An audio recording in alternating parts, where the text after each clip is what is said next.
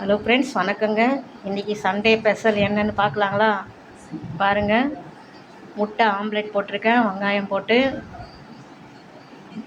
கோதுமை அடை, அப்புறமா கத்திரிக்காய், முருங்கைக்காய் போட்டு, சின்ன வெங்காயம்லாம் போட்டு சூப்பரான ஒரு பொரி குழம்பு.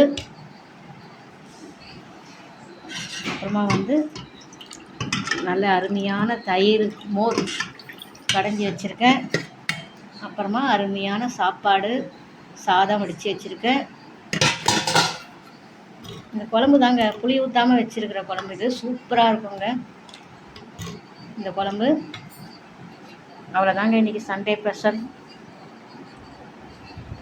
இந்த ஆம்லேட்டும் சூப்பராக இருக்குங்க.